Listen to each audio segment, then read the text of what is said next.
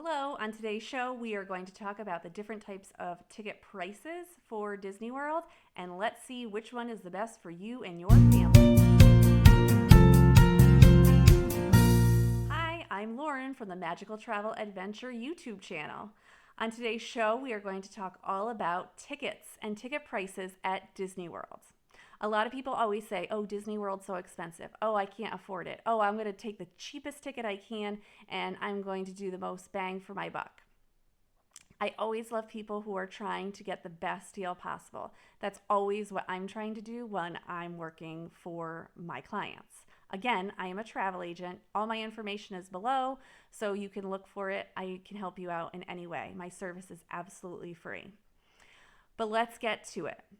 So today we're going to talk about Disney World tickets, the base ticket, the park ticket, the base ticket, the park hopper option, and the park hopper plus option. And what I'm going to do is I'm going to compare pricing to see what is the best for you and your family.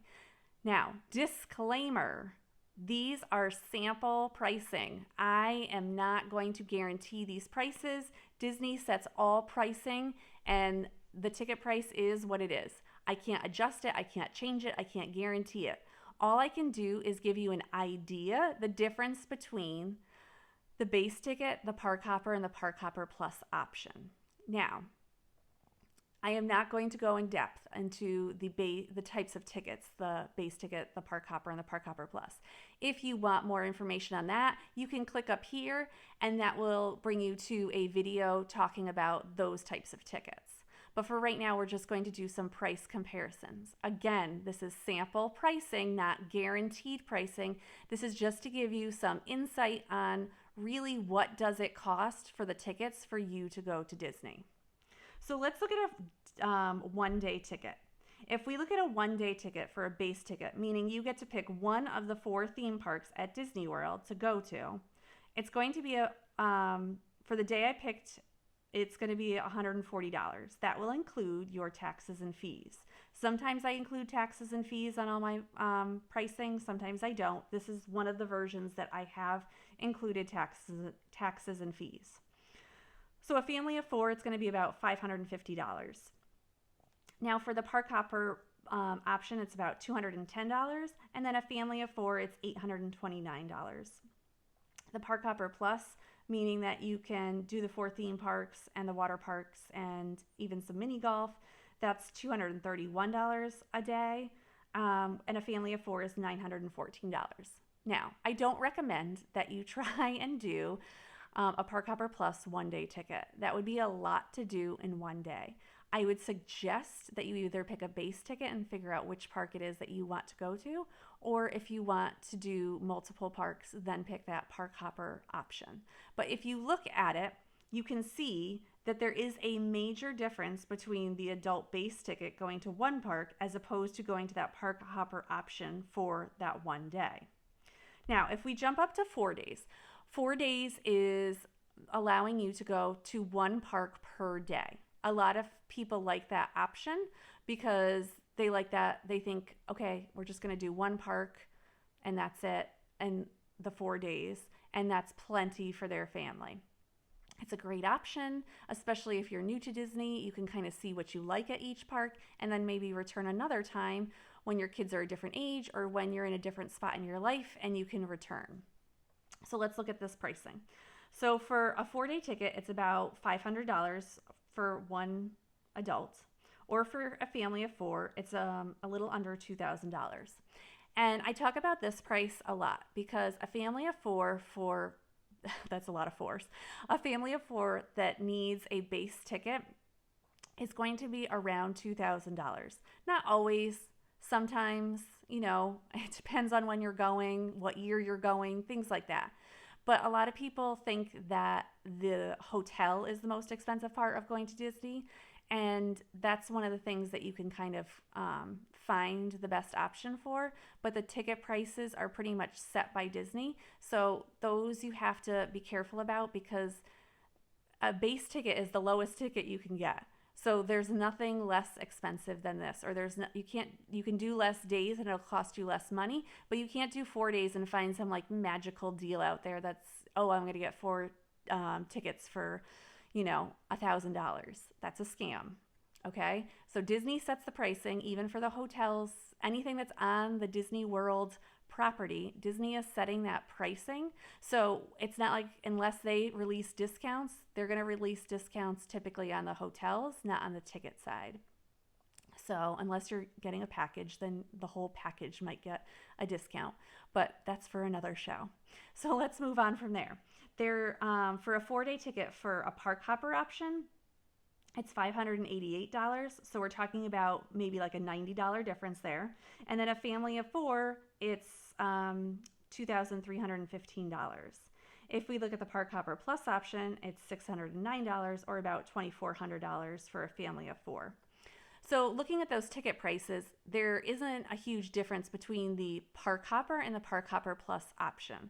So if you think that you might want to go to a water park, or if mini golf is really in your future, then you might want to get that Park Hopper option, Park Hopper Plus option. So now looking at a 6-day ticket. 6-day tickets mean that you would be able to go, if you had a base ticket, you could go to multiple parks for some park twice or 2 parks twice. Or there could be a variety of different answers there, but yes. One adult ticket would be $553 and a family of 4 would be $2,170. Then for the Park Hopper Plus option, it's $644 for an adult or about $2,532. So that difference there is around $400, $300, $350. So you need to look at, is it worth it to get that Park Hopper option at that point? If it's really hard for you to just go to one park each day, then the cost isn't always the best figure to go by. You can see that it's about $350 more. So what else could you cut out, or what else could you change to get that $350 so you could have it towards your ticket instead? It could be that you're, bringing food into the park, or that, breakfast and lunch are, what you're going to eat at your hotel room, and then dinner you might eat at one of the locations in Disney. There's many different options to get you to reallocate the money to what it is that you want. And then if we look at that Park Hopper Plus option, it's $664, and a family of 4, it's $2,618. So again, between the Park Hopper and the Park Hopper Plus, it's not a huge difference. So if the water parks or mini golf is really something that you're thinking your family might do, you might want to get that Park Hopper Plus option. All right, the last one that I have is for our 7-day ticket. Our 7-day ticket I have here to kind of compare between the 6 and the 7-day ticket, because a lot of people come in and don't know, I get in at like 10 a.m. or I get in at 12 p.m. Should I get a ticket for that day, or is that a waste of money? It's your decision. It's kind of, I can help you with that depending on your family situation, depending on what it is that you want out of this vacation. I can't answer that question. There's not one answer for everyone. But what I'm trying to show you is between 6 and 7 days, it's not a huge price difference. So let's look at it. For a base ticket, it's $569 for a 7-day ticket, or $2,235 for a family of 4. For a 1-day Park Hopper option, it's $660. For a family of 4, it's $2,597. And then for the adult, the Park Hopper Plus, the adult is $689, and a family of 4 is about $2,700. Now, if we kind of like go back and forth between the two numbers, and I'm not going to compare these numbers perfectly, but it's about $100 difference between a 6 and 7-day base ticket for a family of 4, meaning it's about $25 per person for a family of 4 to go from a 6-day ticket to a 7-day ticket. If we are talking about a Park Hopper ticket, we are talking about $50 for a family of 4. So you have to decide, is that $50 worth it for your whole family of 4 to have that 7th day? A lot of people think yes. It's just nice to have that cushion that we could go into the parks. Maybe it's not as rushed, or maybe you got Cinderella's Royal Table and that was the only day you could get it for dinner, and then you could see the fireworks. So that's something that you need to think about and decide, and is this what's going to be best for your family? Now, the next slide that I'm showing you is that price for ticket per day. And this kind of breaks it down also. The ticket prices go down the more days that you're at Disney. So Disney doesn't just set the same price for each day, and that's the ticket price you get. The more days you're at Disney, the less money it costs per day for that ticket. So you need to decide, is this what I want? Is my 6 day to 7 day more important? Is my 4 day to 6 day more important than me having to rush through the parks or only having that one opportunity to ride certain rides? So looking at those ticket prices is probably the best thing to do, as you never know how it's going to go. And I always get concerned that people think that they can do the whole thing. If I have 4 day tickets, I can do all the parks and do everything I want and multiple times. There are people who have lived at Disney who have made Disney World their whole life. They have not seen everything in Disney. So having that expectation is also something you have to think about. You are not going to get to see everything when you go to Disney World. I have been many, many, many times. I have not seen everything at Disney World. There are so many things to see and so many things to look at, or new experiences, or experiencing them different as I was with just an adult going and now with my own child going. It's very different. So some of these other things that we're going to talk about, others intangibles.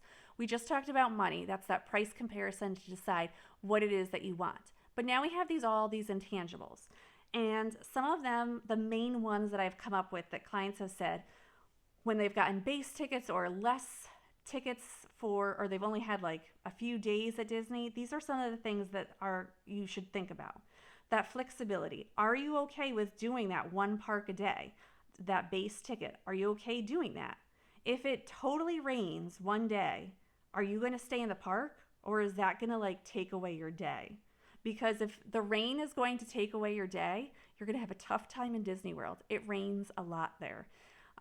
So if you don't want to be in the rain at Disney World, you really should think about multiple days and more multiple days than you maybe thought. Because if the rain is really going to make you leave the parks, you want to make sure that if you want to get everything in, that you maybe have that park hopper option, or that you have more days so that if you can't stay in the rain anymore, that you can come back another day when it's not raining.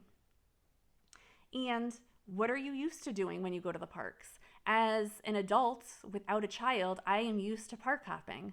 When I first started planning my first trip with my son, I thought okay, we're just going to try the Magic Kingdom because he was going to be 1 at that point. And unfortunately, we couldn't go on that trip. And then when he was 2, of course, the pandemic came, so we couldn't plan it. So now that he's going to be 3, when we take him, I'm we better get that park hopper option because it's what I'm used to. And that's what I think he'll enjoy.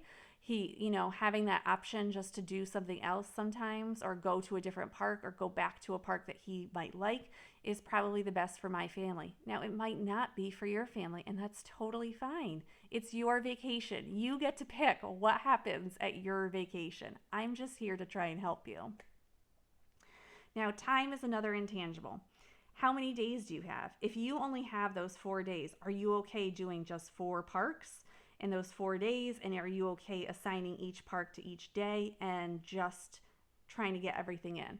And the only concern I say with the 4-day ticket and expecting that, that base ticket, that you have Animal Kingdom this day or Hollywood Studios this day, is if there is a ride that goes down and is closed that whole day, you don't get to get a refund on that. It's not like they'll say oh, you can come back tomorrow and ride that. It doesn't work like that. If Rise of the Resistance goes down for the day, you don't get to ride it your whole trip. So if that's the whole reason that you're going, you need to consider that. So I always say the larger group, the more struggle it is to get more things done. So if you are going as a family of 2, then it's going to be a lot easier than a family of 6. If you are going with a multi-generation family or multiple families, it's going to be harder if you're trying to stay together. So having that flexibility might help you, or more days might help you, or, we'll all be together this day. These are things that, your ticket price isn't always going to matter at that point if you're all trying to be together. And you have to think about how much time are you planning on spending in the parks? Are you planning on being there when the parks open? That's called rope drop, and going all the way until they close? Are you planning on taking an afternoon break every day? Are you planning on, taking a few days to go to Universal? All these things are things that would make a difference when you're picking what kind of park tickets you're planning on getting. And then we have to talk about the type of trip. Is this your first trip? Have you never been to Disney World, or you haven't been to Disney World in a very long time? If you haven't been there since Hollywood Studios and Animal Kingdom opened up, that would be considered a long time. So I would say that there's a lot to see. There's a lot that's different. There's a lot to learn. So you need to decide is what kind of trip you're having in order to decide what kind of ticket price you want. Then you also have to decide, are your kids older or younger? Is that do your younger kids need to take a nap? Are your older kids able to go off on their own? Does that make a difference in what type of trip you're planning? And then the last and most important thing is, are you going to come back? Is this your one and done trip? Is this the last time you're going to Disney? Things like that. You need to think about what kind of trip you're going to have and what it's going to be shaped like. So we can't just work with the money numbers. We have to think about what the goal is on this vacation. Are you trying to have a restful vacation, or are you saying, I'm coming these 4 days and I'll be back in 6 months, or I'll be back next year, so I don't need to see anything. I'm just trying to do my favorites, or just try to get my feet wet, or I've just had a child and I just want him to experience it. Those are all things that are very different and mean different things for different trips. So again, if you would like to use me as a travel advisor, you can go below and click on my links. I would love to hear from you, and let me know in the comments what you like. Do you like a base ticket, a park hopper, or a park hopper plus option? And we'll see you next time on the show.